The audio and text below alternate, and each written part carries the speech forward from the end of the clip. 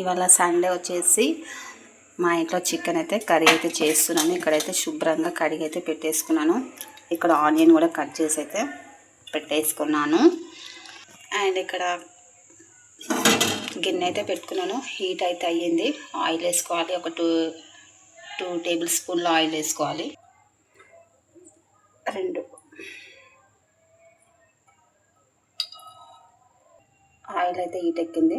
So మనం cut చేసి పెట్టుకున్న ఆనియన్ అయితే వేసేసుకోవాలి. మీ ఇంట్లో ఏం కర్రీ చేస్తారో నా కామెంట్ బాక్స్లో కామెంట్ చేయండి ఫ్రెండ్స్.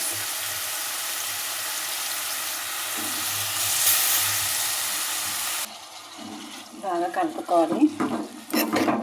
పచ్చి వాసన పోయేదాకా మనం కలుపుకోవాలి బాగా.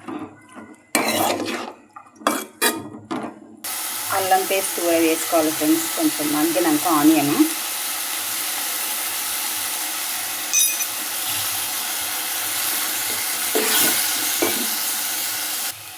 అల్లం పేస్ట్ వేసినాం కదా ఫ్రెండ్స్, కొంచెం పచ్చి వాసన పోయేదాకా కూడా కొంచెం బాగా మగ్గనివ్వాలి.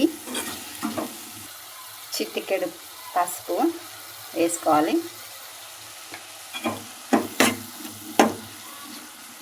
ఎక్కువ వేసుకోవద్దు ఫ్రెండ్స్, కొంచెం అంతనే వేసుకోవాలి. ఎక్కువ వేసుకుంటే ఏంటంటే చేదు అవుతుంది. మనం శుభ్రం చేసి పెట్టుకున్న చికెన్ ముక్కలు అయితే వేసేసుకోవాలి.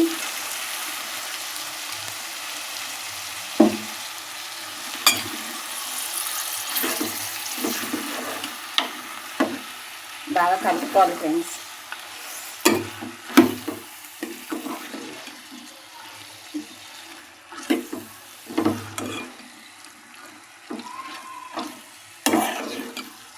ఒక 2 టేబుల్ స్పూన్ల కారం అయితే వేసుకోవాలి.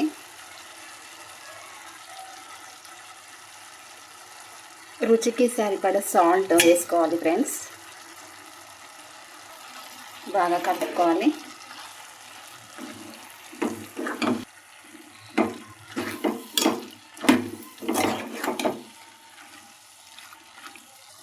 బాగా అయితే కలిపి అయితే పెట్టేసుకున్నాం కదా. కొద్దిసేపు అయితే మనం మూత అయితే పెట్టుకుందాము. కొంచెం మగ్గినాక అప్పుడు మనం తీసి చూద్దాం ఎలా అవుతుందో. ఫ్రెండ్స్ చూడండి, బాగా అయితే ఉడికింది. కొంచెం ఇందులో మనం గరం మసాలా కూడా వేసేసుకోవాలి. నేనైతే ఇంట్లోనే ప్రిపేర్ చేస్తాను ఫ్రెండ్స్ గరం మసాలా.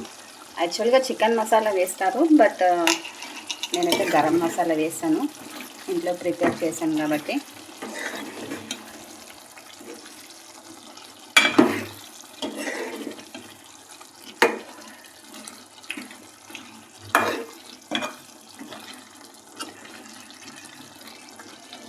కర్రీ అయితే అయిపోయినట్టే ఫ్రెండ్స్.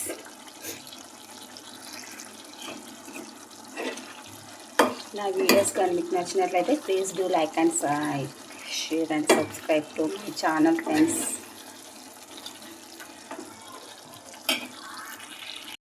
ఫ్రెండ్స్ ఇప్పుడైతే అన్నం అయితే తింటున్నాను. వేడి వేడి చికెన్, వేడి వేడి అన్నం. ఇప్పుడు టైం వచ్చేసి 8 అవుతుంది. మీరు తిన్నారా లేదన్నా కామెంట్ బాక్స్లో కామెంట్ చేయండి ఫ్రెండ్స్. నేనైతే తింటున్నాను. ఫుల్ ఆకలిగా అయితే అవుతుంది. మార్నింగ్ నుంచి అయితే ఏం తినలేదు. ప్రస్తుతానికైతే చూస్తూ ఉండండి.